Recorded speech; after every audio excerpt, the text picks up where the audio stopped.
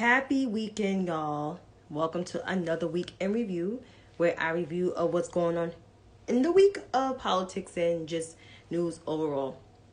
So it's not much I'm going to talk about tonight, but I just want to get into the particulars, and that is COVID-19, which we're still battling this thing. People don't think it's still out here just because places have opened up. It's still here.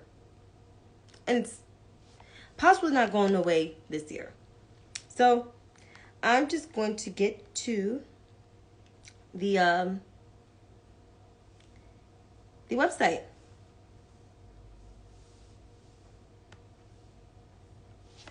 So we go to the Johns Hopkins COVID website, to the Resource Center. So as of April 8th, 2022, global confirmed cases are at 497,461,634. Global death toll is at 6,174,225. U.S. confirmed cases are at 80,386,635. And the U.S. death toll is at 985,205. So, hello to everyone that came on. If you just came on, correct my English. I'm going to say this again. So, according to the Johns Hopkins University website, as of April 8th, 2022, global confirmed cases of global confirmed cases of COVID-19 are at 497,461,634. The global death toll is at 6,174,225. U.S. death toll is at 386,635. And the U.S. death toll is at 985,205. So we're almost at the million mark. I won't be surprised. Close to Memorial Day, we'll be at 1 million. Because of the award shows, which pretty much are super spreaders.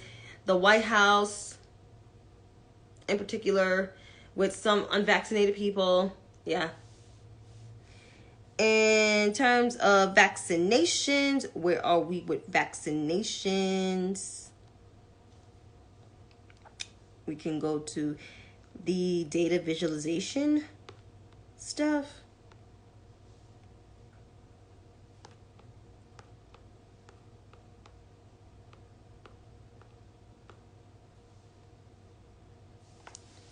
For the United States of America, it's still 2/3 of the population still vaccinated. And doses administered as of, in total, let's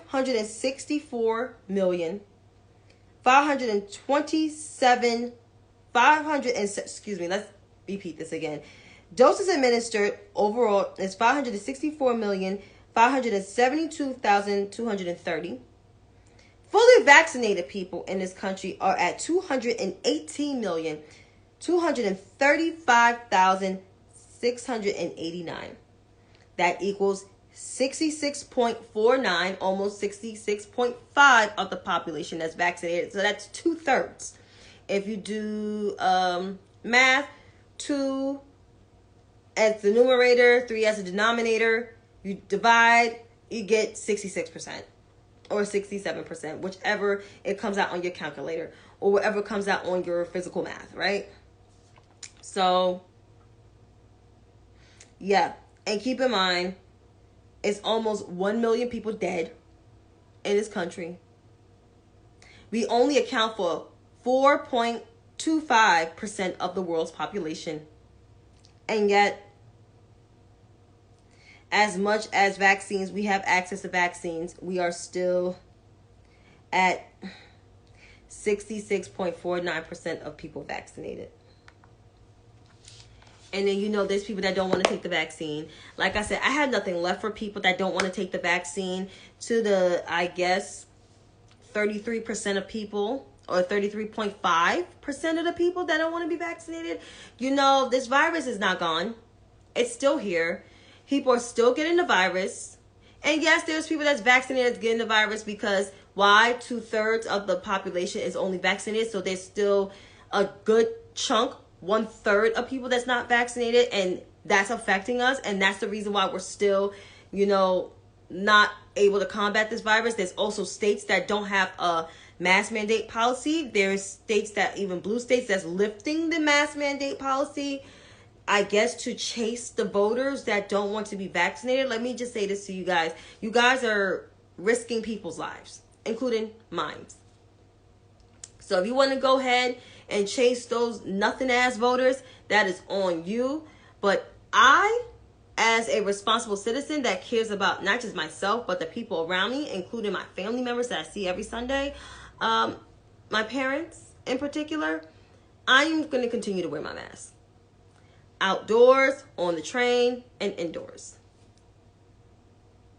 Because this virus, like I said, it's not going anywhere no time soon. No matter how you think people are outside in the world and all this and that, no,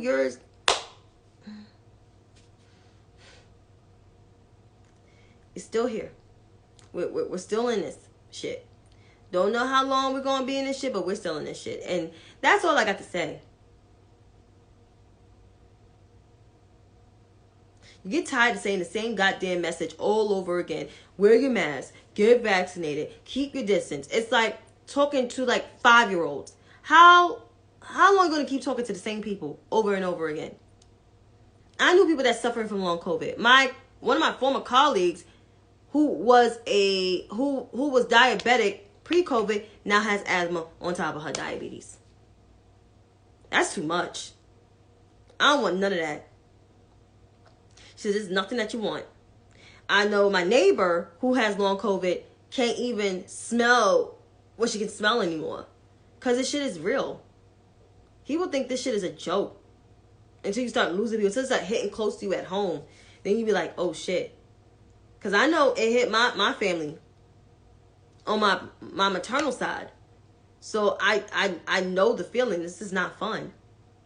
That's why I'm going to be respectful. And I'm still going to wear my mask. People can do what they want to do, but that's just me. So I will take the personal responsibility to wear my mask. But on to something better than COVID, because you always got to address COVID because we're still in the midst of this.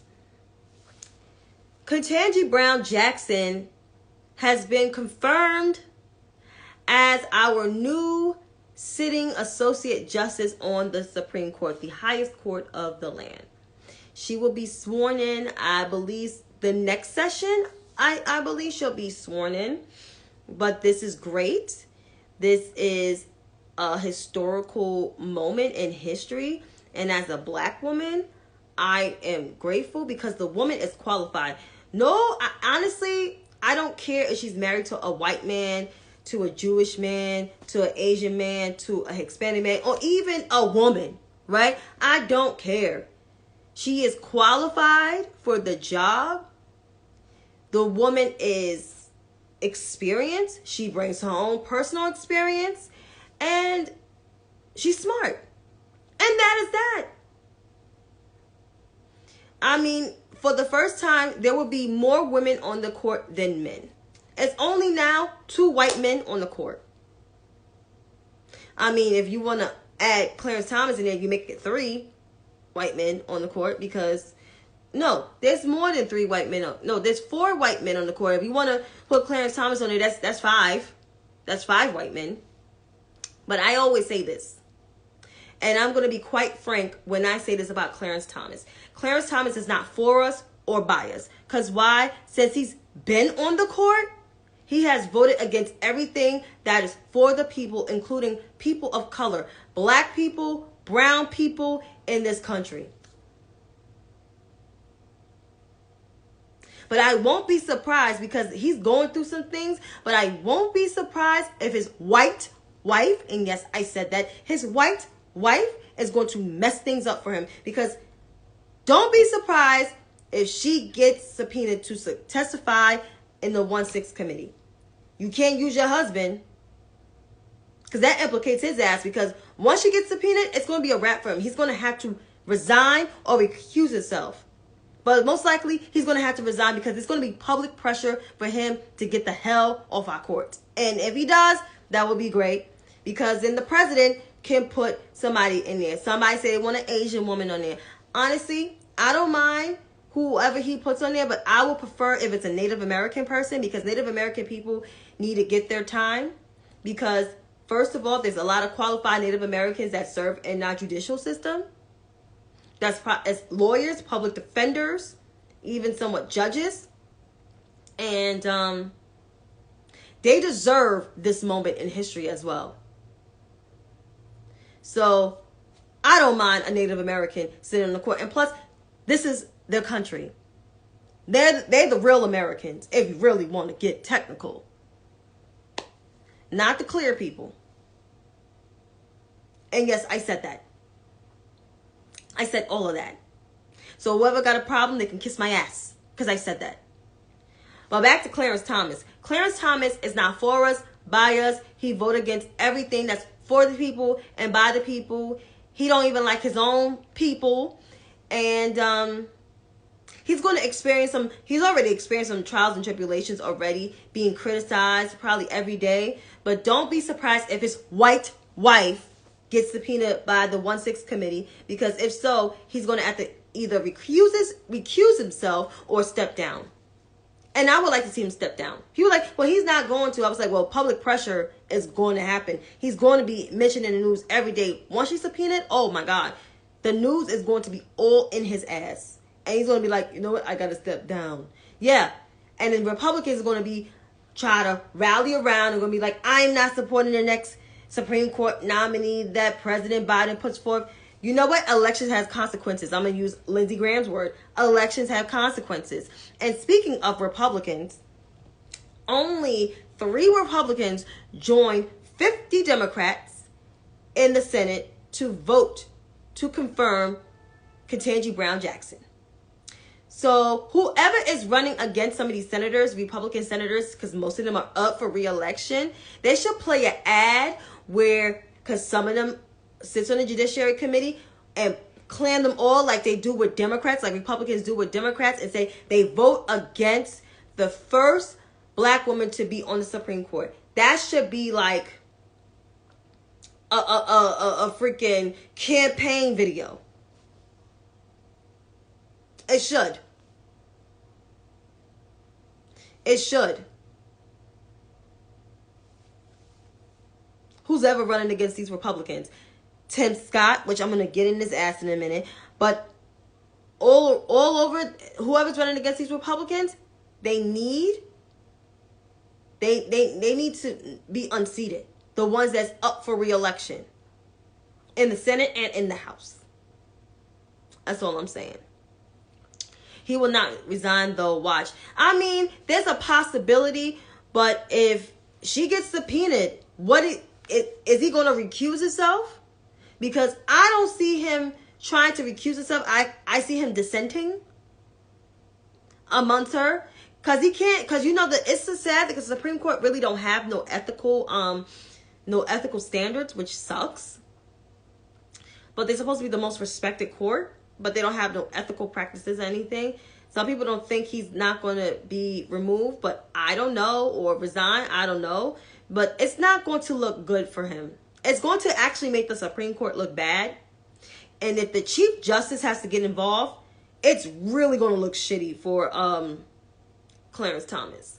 Because I see the 1-6 committee subpoenaing her. I see Benny Thompson sending out subpoenas left and right. Some people think the committee's not doing anything, and that's another thing, to do something, Democrats, when the committee is actually doing stuff. I mean, Steve Bannon is in a whole web of trouble. And half of the people that's been subpoenaed, they're actually communicating with the feds because they don't want that jail time, you know. So I don't understand, y'all. And it doesn't take it takes a minute to actually prosecute people. It does. Because these complacent voters keep, I ain't gonna say complacent. These do something voters just keep just loud and wrong and don't know shit. So, I'm not surprised if Virginia, excuse me, that's her name, Virginia Thomas, Clarence Thomas' white wife, gets subpoenaed. Because I see that happening. She texts, what's his name, 29 times, the chief of staff then, 29 times. You text somebody 29 times and try to overturn an election, and you was a part of plotting the coup on the Capitol, and your husband sits on the Supreme Court. It's not a good look. It's not a good look.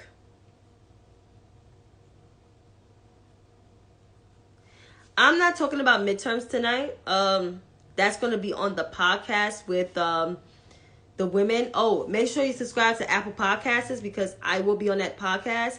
So I will talk about the midterms. Or one of us will talk about the midterms. The midterms will be discussed then.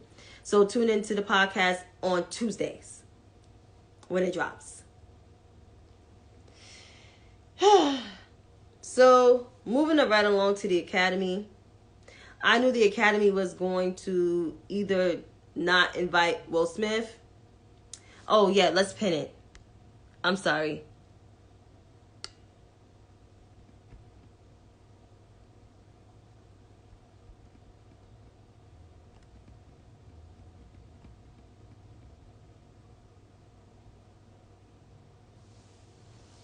You can find the Unapologetically She on your Apple Podcasts, on your Amazon, your Spotify, or you could become a Patreon. That'll be good too. But if you can't afford it, I definitely understand it. So, yeah. I am not surprised that the Academy actually banned Will for 10 but 10 years is a little extreme. Not little, it's extreme. I mean, people came in my mentions and said, Shantae, you're defending violence and all that. No, I'm not defending violence. I think there should have been a better way that will handle it, absolutely. But Chris is no victim? No. Chris is no victim with his mouth. He may have been assaulted when she was assaulted on stage, but his mouth, no. No. Chris Rock has been talking about Jada Pinkett Smith for 25 years. And on top of that, Chris Rock has been openly, harshly joking about black women in the butt of his jokes for so long. And it's the fucked up part about it, he made a movie about good hair. And you would think he will learn something by the woman he interviewed who had alopecia, who actually lives in Harlem. You would have actually thought he would learn something? No. So it sucks that Will Smith had to be banned for 10 years. I at least would have thought been like 3 years at least, but 10, that was extreme. And either way, Chris Rock is not going unscathed because black women will remind him that you're not for us and by us. I really never thought he was that funny. To me, the funniest comedian is Eddie Murphy. And that's just real as real. He is. And, he's making money off of this now. He may be on his high right now. But he's going to slip up and talk about somebody's wife that's white. I guess that's a way for him to be banned if he talks about somebody's wife that's white. And he's going to catch all of that smoke. So, Chris, you may feel victorious, but at the end of it all, you ain't even all that. Who's mad about this message? They could go fuck themselves. So, and that won't be mentioned in the videos. So on to reading the shit out of people. I mentioned about Tim Scott, not voting for Ketanji Brown Jackson, right? And, he had the most ridiculous reason of why he was not going to, confirm her. So I would like to pull up certain things or why he felt there was no need to confirm her.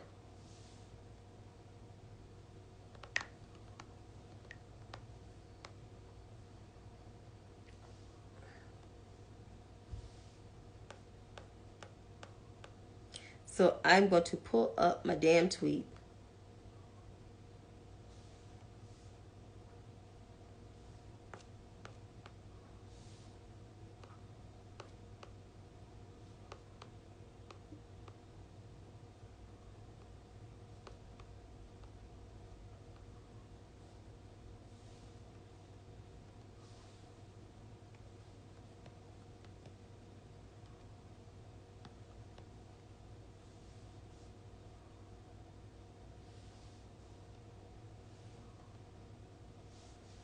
Sorry, y'all, but I gotta find this shit.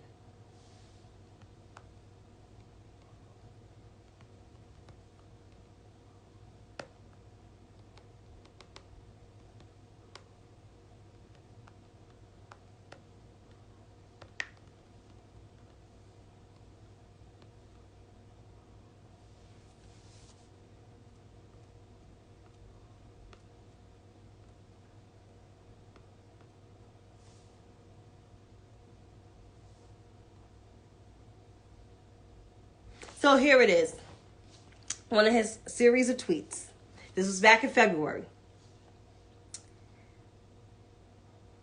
I am disappointed that President Biden missed the opportunity to nominate a highly qualified judge who will have garnered widespread bipartisan support. That was back in February.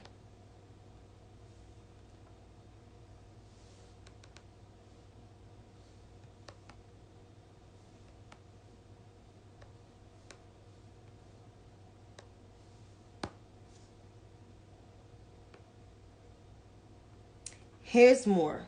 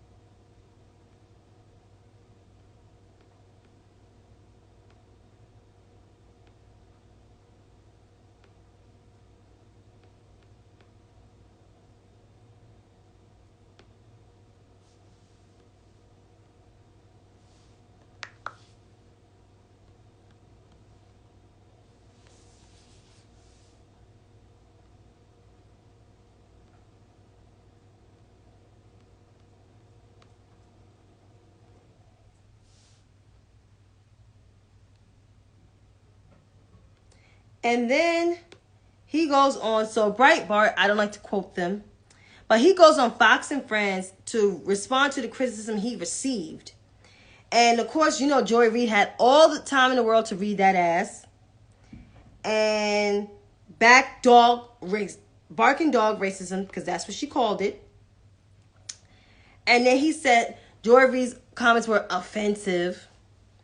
And he said that a black man cannot think for himself. So they're using that independent thinking bullshit talking point. And then he said, what is so offensive about it is what is Joy saying is that a black man cannot think for himself. I have to follow someone else, he exclaimed. This is the most ridiculous thing I ever heard, but it reinforces the liberal elite's approach to minorities who have not fallen in line and what they tell us to do. There are a million Americans who happen to be black who want to think for themselves, who will think for themselves, but the power of the liberal elite wants to attack us like vicious dogs because they do not want anyone standing up opposed to what they are doing and leading our country in the wrong direction. It is vile, it is offensive that we should stop allowing the liberal media to push stories by their hosts that want one thing and want only one thing: progressive liberal policies that will make it harder for African Americans, not easier.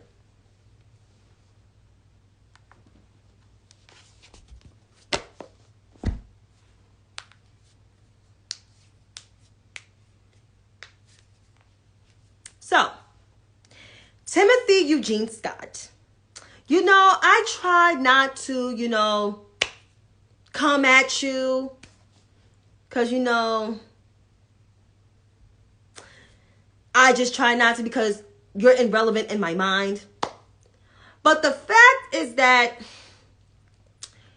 you vote against the first black woman to serve on our Supreme Court, vote against her confirmation, and saying that she's not qualified. It's saying that you are not qualified to be a Republican sitting senator from South Carolina. And I'm coming at you more because you're from my mom's home state of South Carolina. And your parents are descendants of the era where I'm pretty sure they couldn't write their fucking name because there were a lot of older black people in the South during the 60s and 70s, 50s, 60s, and 70s that couldn't read or write their name or read and write in general. And it's folks like you that have their civil rights, right? Because of the Martin Luther Kings of the world and the Stokely Carmichaels of the world and the A. Philip Randolphs of the world and many more other folks of the world. And knowing how hard it is for black people, black women in particular, to even get a seat at the table, and your dumb ass want to vote to not confirm her, vote against her confirmation? How fucking dare you? But you know what? You are thinking for yourself, Tim. You're thinking that your white counterparts on the Republican side, your party in particular, because it's your party, that they're going to hold your hand and be there for you. But guess what, Timothy? They don't like your black ass. I'm here to let you know. They don't like you. They think you're some dumb, cotton-picking, trash-ass man from South Carolina that got to come up because I believe he served in the military. That's why you're really a Republican. But overall, Timothy, you're not for us and by us. Because the way you move out here, tap dancing for people that, white people in particular, that shit on black people. No. It's almost like the Dave Chappelle show. The racial draft, yeah, we'll trade you. You and some other folks that we shall not name. But Timothy, continue to die on that hill, fall on that hill, whatever you do on that hill. Tap dancing for the party that's not helping the American people, because anybody that's not helping the American people is the Grand Old Party, which is now the Grand Insurrectionist Party, because they harbor white domestic terrorists and QAnon people. So enjoy that life while it's still popular. And next, white women. Jesus Christ. So, this whole fallout with the Academy. Guess who's clutching their pearls? White women. White women. Because you know why? Because they're traumatized. So I ask the white women, if you're traumatized by this, why you wasn't traumatized about, let's see, Amadou Diallo, Sean Bell, Tamir Rice, Trayvon Martin. Let's see, why you wasn't traumatized about Breonna Gray. Why you wasn't traumatized about Harvey Weinstein molesting folks at work. Why you wasn't traumatized about Haiti's earthquake and the situation in Haiti. Why you wasn't traumatized about black people not getting the economic generational wealth period. Why you wait to be traumatized for the George Floyd Justice and Police and George Floyd Justice Police, George Floyd. Why you wasn't traumatized then? My message to white women, if you're out there, if you were so traumatized about Will Smith slapping Chris Rock, why you wasn't traumatized about black women going through so much shit in their lives, not getting the jobs that they need and want, and we're the most educated? Why you wasn't traumatized about that? Why you wasn't traumatized about Breonna Gray? Why you was not traumatized about Tamir Rice, Trayvon Martin, Sean Bell, Amadou Diallo? Why you wasn't traumatized about that? Why you wasn't traumatized about Ahmaud Arbery? Why you waited to be traumatized with George Floyd and now Chris Rock getting slapped by Will Smith? Why y'all so traumatized about that? Why it make y'all feel sick?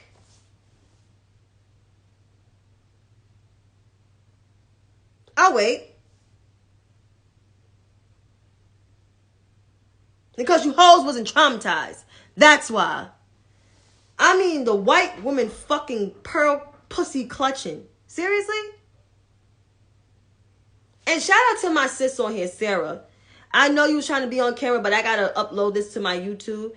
But shout out to Sarah, who addressed the white women. Tune into episode 5, where she gave the whole sermon. We could give a tithes and offering, because she read her own people to filth. It takes one to read their own. And we need more white women like Sarah doing that kind of shit. And some other ones I can't mention at the top of my head. They want more violent shit on TV, and they want black women to be ripped to shreds. They don't even want us in the fucking workforce. Come on. Because we feel like we want to take their jobs. Bitch, we don't want your job. I don't want to be responsible for certain things. Get the fuck out of here. If I'm responsible for something, I have my own business for being responsible for it, because that'll be my own business. Get the fuck out of here, son. Shit. And to do something, Twitter. This message is for y'all. So, AG Letitia James is now putting a motion, filing a motion where if Donald Trump don't produce certain things, he will be fined $10,000 per day. I guess it has to take money for him to, get what we need from his ass. But of course, you got to do something, Twitter, coming at her and then coming at my DA for some odd reason, which I'm like, why y'all didn't have that smoke for Cy Vance? I don't understand it, but who am I? Maybe it's a, color issue, because I'm pretty sure it is, because DA Bragg is black. So that's the reason. But I'm here to let y'all know that my AG is not the savior for America, okay? She is doing this because no one is above the law. As she always perfectly states, no one's above the law. And Donald Trump is not above the law, nor his children. They are not above the law. So, y'all can go ahead with your quote unquote Donald Trump will be in prison, because Donald Trump will actually be on house arrest because he still gets Secret Service protection. And the only one that can remove that is the president. And the president is such an institutionalist. He will not do that. I won't be surprised. Donald Trump will be on house arrest every time when he go outside a certain time of night. That ankle bracelet will be beeping. That ankle bracelet will be beeping. And they will get him if he violates that. But he's not going to go to prison, and he's not running in 2024. So let's stop that fucking bullshit. Okay? But I am ending this tonight, and I'm logging off. Please tune in. If you did not tune into episode 5 of Unapologetically She, I will gladly, if you please do that. Listen to the episodes. If you have not listened to it, listen to the episodes at all, please listen to it. It's a really good show. One of the co-hosts on here is on here tonight. Shout out to Sarah and my political mom, who does a good job, especially in the last episode where she tore her own women to shreds, which I live for that. I should retweet that again. I retweeted it twice, but I'm going to retweet it again. You can get it on your Apple Podcasts, on your Amazon, Google, whatever podcasts you get. If you want to become a patron, please, it starts with $5 and there's other tiers. So you can get early access to the episodes and all of that stuff, because our show is the bomb. It is thebomb.com. You know, so like Tamar says, thebomb.com. So please listen to our show. So until then, have a wonderful night. Peace.